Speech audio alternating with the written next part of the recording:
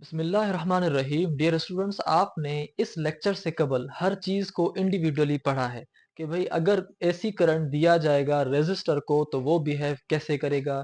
अगर AC current दिया जाएगा कैपेसिटर को तो वो बिहेव कैसे करेगा। अगर एसी करंट इंडक्टर को दिया जाएगा तो वो कैसे बिहेव करेगा। लेकिन इन आरएलसी सर्किट्स के अंदर हम अब क्या करेंगे, इंडक्टर और कैपेसिटर और रेजिस्टर तीनों को मिलाकर हम उनकी अब वर्किंग देखना चाहेंगे कि जब ये तीनों कंपोनेंट्स साथ हों तो फिर वो कैसे बिहेव करते हैं जब उनमें से कोई ऐसी करंट गुजरता है। अब ये चीज काफी इंटरेस्टिंग होगी कि हम देखेंगे कि ये तीनों कंपोनेंट्स जो कभी करंट को छोड़ रहे हैं, कभी करंट को ब्लॉक कर रहे हैं, कभी करंट को स्विच ऑन कर रहे हैं, कभी स्विच ऑफ कर रहे हैं, ये अब कैसे बिहेव करेंगे जब वो तीनों साथ हों। अब ये तीनों साथ या तो सीरीज में होंगे तो कैसे बिहेव करेंगे, ये तीनों साथ जब पैरेलल में होंगे तो कैसे बिहेव करेंगे। ये सब चीजें इस लेक्चर के अंदर हम पढ़ेंगे कि हम इनको किस तरह से डिफाइन करेंगे और उसके बाद हम हर एक स्टेप को इजीली जो है वो कवर करते जाएंगे। अब इस लेक्चर के अंदर जो हमारा टारगेट है वो ये है कि आपको इनकी जो बेसिक्स के बारे में बताना, फिर हम जो है हर एक टाइप को जाने जाएंगे कि हम उनको एक्सप्लेन कैसे करते हैं। और उसके साथ साथ हम इस लेक्चर के अंदर पढ़ेंगे कि जो इम्पीडेंस ट्राइंगल है वो क्या है और इम्पीडेंस क्या है। अब ये सब चीजें हम इस लेक्चर के अंदर आसानी के साथ जो है वो डिस्कस करने जा रहे हैं। सबसे पहले हमारे पास है आरएलसी सर्किट। अब आज के लेक्चर से पहले आपने जो सर्किट्स पढ़े हैं वो सर्किट नहीं थे, वो सिर्फ कंपोनेंट्स थे। अब इस चैप्टर का जो नाम है वो है एसी सर्किट्स।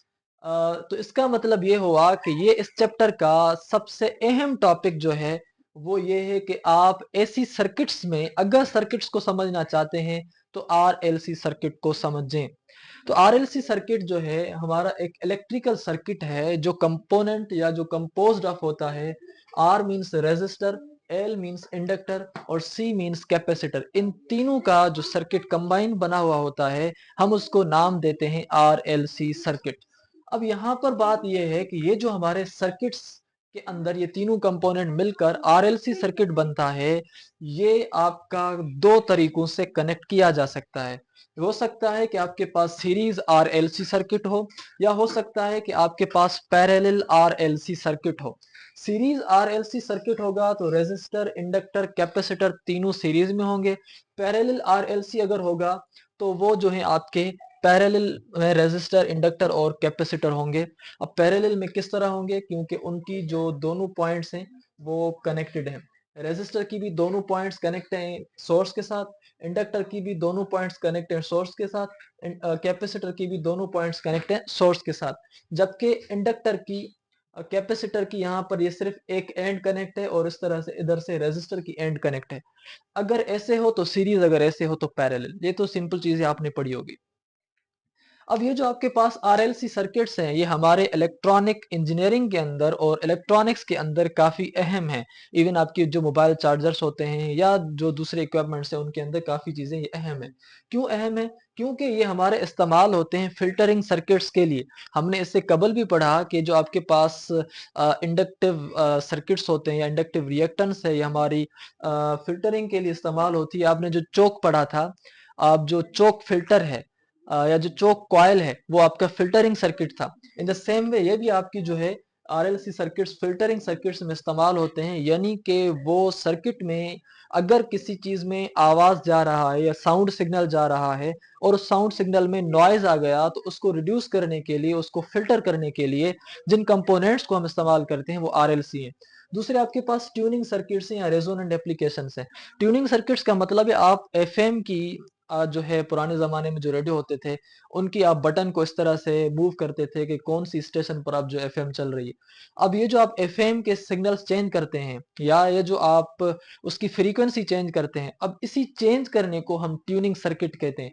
वो जो फ्रीक्वेंसी को आप चेंज करके देते हैं हमें, वो ट्यूनिंग सर्किट्स होते हैं। अब इनके अंदर हम इस्तेमाल करते हैं आरएलसी सर्किट्स को। ये हमारे रेजोनेंट एप्लीकेशंस में भी इसलिए इस्तेमाल होते हैं क्योंकि उनको ये या इन सर्किट्स में एक ऐसी एबिलिटी है कि हम इनके ज़रिए से फ्रीक्वेंसी को भी चेंज कर सकते हैं, हम इनके ज़रिए से इम्पीडेंस को भी चेंज कर सकते हैं। अब यहाँ पर सवाल ये आता है कि इम्पीडेंस क्या है? अब इस इम्पीडेंस को हम यहाँ पर इंतहाई आसान और इंतहाई बेहतरीन नमूने से समझने वाले हैं। ताकि आपको आज के बाद किसी भी किस्म का कोई भी सवाल इम्पीडेंस से रिलेटेड ना रहे। लेकिन उससे पहले हम इन आरएलसी सर्किट्स को इस तरह से कवर करेंगे आज के लेक्चर्स के बाद। सबसे पहले हम पढ़ेंगे सीरीज में जो आरएलसी सर्किट्स होंगे। आरएलसी सर्किट को पढ़ने से पहले हम पढ़ेंगे सीरीज आरसी, यानी दो को कंबाइन करेंगे, पहले रेजिस्टर को और कैपेसिटर को। फिर हम पढ़ेंगे सीरीज आरएल, यानी रेजिस्टर को और इंडक्टर को। फिर हम क्या करेंगे, इन तीनों को आपस में मिलाएंगे और बनाएंगे सीरीज आरएलसी सर्किट, जो हम तीसरा हमारा जो लेक्चर होगा। फिर हमारा चौथा लेक्चर होगा पैरेलल आरसी, यानी रेजिस्टर को और कैपेसिटर को हम पैरेलल कंबाइन करेंगे।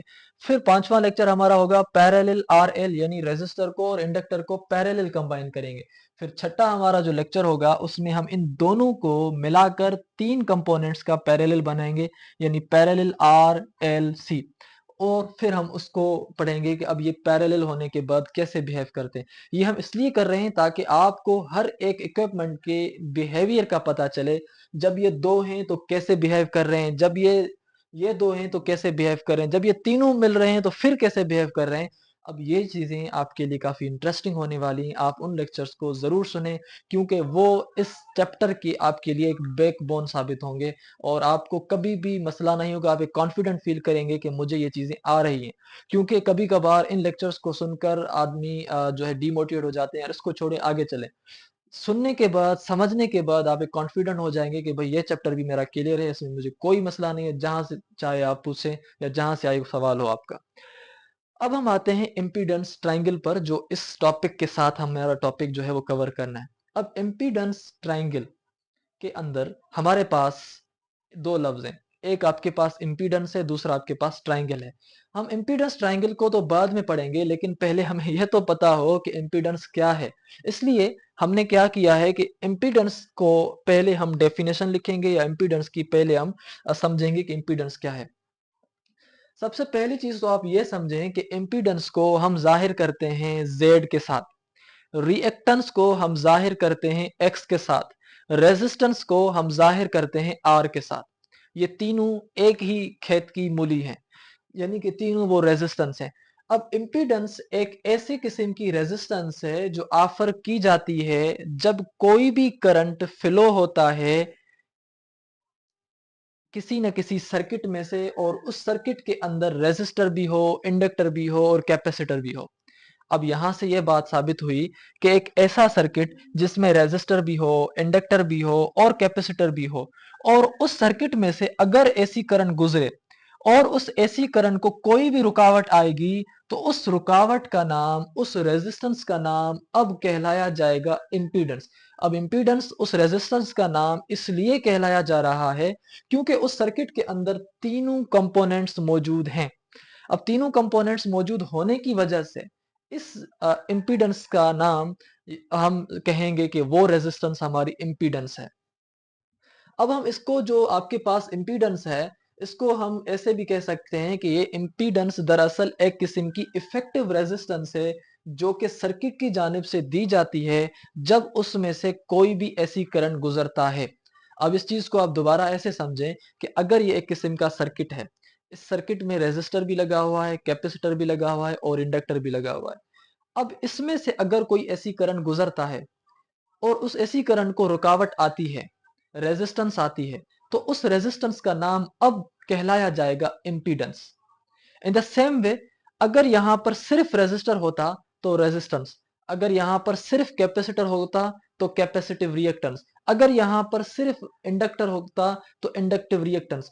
अब चूंकि ये तीनों किस्म की रेजिस्टेंसेस यहां मौजूद हैं, अब कहलाया जाएगा इंपीडेंस। तो यही चीज हमने यहां पर जो है वो डिस्कस की है। अब इंपीडेंस जो है वो टोटल रेजिस्टेंस है विद इन द सर्किट। आपने यहां पर देखा कि इसके अंदर जो टोटल रेजिस्टेंस है, रेजिस्टर को मिलाकर, कैपेसिटिव रिएक्टेंस को मिलाकर और इंडक्टिव रिएक्टेंस को मिलाकर, इसकी रिएक्टेंस और इसकी रेजिस्टेंस तीनों को मिलाकर जो रेजिस्टेंस बनेगी, उस रेजिस्टेंस का नाम इंपीडेंस है। इसी वजह से हमने लिखा impedance is the total resistance with in the circuit. अब यहां पर हम ये कहेंगे कि impedance is the combination of ohmic resistance means R and reactances means resistive और inductive।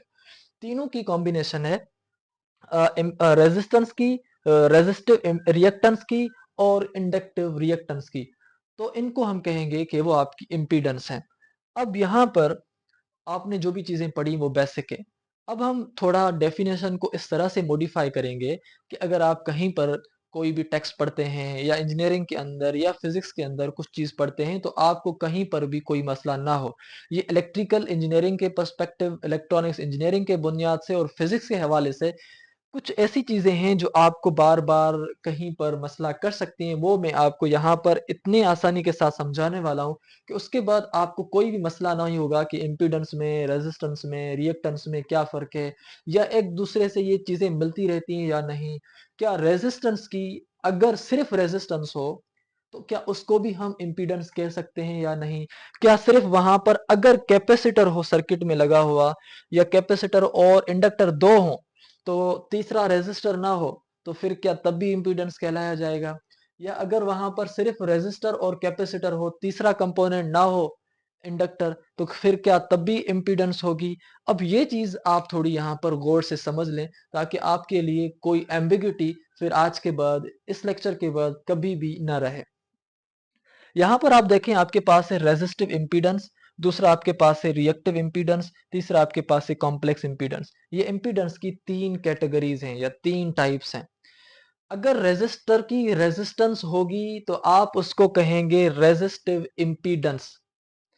अगर कैपेसिटर की रेजिस्टेंस होगी तो आप उसको कहेंगे रिएक्टिव इम्पीडेंस। अगर इंडक्टर की रेजिस्टेंस होगी तो उसको भी आप कहेंगे रिएक्टिव इम्पीडेंस। और अगर तीनों होंगी किसी भी जगह पर तो आप उसको कहेंगे कॉम्प्लेक्स इम्पीडेंस। तीनों का मतलब है कि आपके पास वहां पर आर एक्स हो, यानी कि यहाँ पर आपके पास आर प्लस एक्स सी हो, या वहां पर आर प्लस एक्स एल हो, तो आपका जो है वो कहलाया जाएगा कॉम्प्लेक्स इम्पीडेंस। अब यहाँ पर समझें, रेजिस्टिव इम्पीडेंस रेजिस्टर के अंदर होती है, आप उसको जाहिर करते हैं आर के साथ। अगर उसमें से एसी करंट गुजरे तो रेजिस्टिव इम्पीडेंस एसोसिएटेड होगी सिर्फ रेजिस्टर्स के साथ, सिर्फ और सिर्फ रेजिस्टर, दूसरी कोई भी चीज नहीं। हाँ, रेजिस्टर्स ऐसे भी हैं कि अगर आपके पास ये रेजिस्टर है तो भी रेजिस्टेंस कहलाई जाएगी। अगर आपके पास ये एक वायर है, इस वायर में कोई अलग से रेजिस्टर नहीं लगा हुआ, लेकिन इस वायर की अपनी ही रेजिस्टेंस है, उसको भी हम इसके अंदर डील करेंगे। आप ये चीजें थोड़ी ध्यान से समझ लें। अब रेजिस्टिव इम्पीडेंस आपकी एसोसिएटेड होती है रेजिस्टर्स के साथ। ये आपकी फ्रीक्वेंसी इंडिपेंडेंट होती है, यानी अगर करंट की फ्रीक्वेंसी वगैरह चेंज होगी तो इसके ऊपर कोई फर्क पड़ने वाला नहीं है। तीसरी चीज कि ये प्योरली रियल होते हैं, यानी कि इनका जो वैल्यू आएगा रेजिस्टेंस का, या रेजिस्टर्स की रेजिस्टेंस का जो वैल्यू आएगा वो प्योरली प्योरली रियल होगा। यानी कि वो 5 होगा, 6 होगा, 100 होगा, वो इमेजिनरी वैल्यू नहीं होगा। उसके बाद आपके पास ये जो रिएक्टिव इम्पीडेंस है, इस रिएक्टिव इम्पीडेंस को हम जाहिर करते हैं एक्स के साथ। X means reactive impedance physics के अंदर। आप इस सिंबल को हमेशा के लिए अब याद कर लें। अब ये जो रिएक्टिव इम्पीडेंस है वो हमारी या तो कैपेसिटर से होगी या तो इंडक्टर्स में होगी। अगर कैपेसिटर्स में रेजिस्टेंस होगी तो उसका नाम कहलाया जाएगा कैपेसिटिव रिएक्टेंस। अगर इंडक्टर्स में रेजिस्टेंस होगी तो उसका नाम कहलाया जाएगा इंडक्टिव रिएक्टेंस। अब ये जो है आपके वो फ्रीक्वेंसी डिपेंडेंट है कि किसी की फ्रीक्वेंसी ज्यादा है, किसकी फ्रीक्वेंसी कम है। दूसरी चीज कि ये प्योरली इमेजिनरी है। ये जो कैपेसिटिव रिएक्टेंस का जो वैल्यू आएगा वो इमेजिनरी आयोटा के साथ आएगा, यानी 4 आयोटा, 5 आयोटा, 6 आयोटा ओम। या इंडक्टिव रिएक्टेंस का अगर वैल्यू आएगा तो वो भी प्योरली इमेजिनरी वैल्यू होगा, वो भी आपका आयोटा में आएगा। तो हम कहेंगे कि ये जो आपके पास रिएक्टेंसेस के वैल्यू हैं वो हमारे दोनों इमेजिनरी वैल्यू होंगे। अब बात आती है कॉम्प्लेक्स इंपीडेंस की, जो आप यहाँ पर पढ़ रहे हैं। ये आप जो इंपीडेंस पढ़ रहे हैं ये दरअसल कॉम्प्लेक्स इंपीडेंस है। अब इसके अंदर आपके पास combination of resistive and reactive impedance. अब रेजिस्टिव एंड रिएक्टिव इंपीडेंस का मतलब है एक रेजिस्टर जरूरी हो, फिर दूसरा या तो कैपेसिटिव रिएक्टेंस हो या इंडक्टिव रिएक्टेंस हो, इन दोनों में से एक ना एक हो, फिर दोनों को मिलाकर हम कहेंगे कॉम्प्लेक्स इंपीडेंस। अगर कैपेसिटिव रिएक्टेंस भी है, इंडक्टिव रिएक्टेंस भी है और रेजिस्टेंस भी है, फिर तो गुड है, फिर तो आप कहेंगे कि ये कॉम्प्लेक्स इंपीडेंस है। अगर एक कैपेसिटिव या एक रिएक्टिव में से एक नहीं है, सिर्फ जो है आपके पास कैपेसिटिव रिएक्टेंस है या इंडक्टिव रिएक्टेंस है, एक वो और एक रेजिस्टर, उन दोनों को मिला के आप कहेंगे कॉम्प्लेक्स इंपीडेंस। अब यहाँ पर ये जो है आपके पास फ्रीक्वेंसी डिपेंडेंट है। अब चूंकि इसके अंदर एक वैल्यू रिएक्टिव इंपीडेंस का भी होगा, वो आपका एक रियल हो जाएगा, इमेजिनरी हो जाएगा, और दूसरा आपका एक रेजिस्टर वाला रियल हो जाएगा। तो आप कहेंगे कि वो दोनों इमेजिनरी भी होंगे, रियल भी होंगे। और एक ऐसा वैल्यू जिसके अंदर रियल भी हो और इमेजिनरी भी हो, ये मैथ वाले स्टूडेंट्स को पता होगा, उसको हम कॉम्प्लेक्स वैल्यू कहते हैं। यानी कि रियल वैल्यू और इमेजिनरी वैल्यू मैथ के अंदर होते हैं। अब वो रियल और वैल्यू जब दोनों कंबाइन करके हम लिखते हैं, तो फिर उस वैल्यू को हम कहते हैं कॉम्प्लेक्स वैल्यू। अब ये जो चीज है, इस इंपीडेंस को जिसमें रेजिस्टेंस भी हो और जिसमें रिएक्टेंस भी हो, इसको हम कहेंगे कॉम्प्लेक्स इंपीडेंस। अब ये इमेजिनरी वैल्यू कैसे आते हैं, ये रियल वैल्यू कैसे आते हैं, ये आप जो है अभी इसके लेक्चर के बाद जो है वो समझने वाले हैं।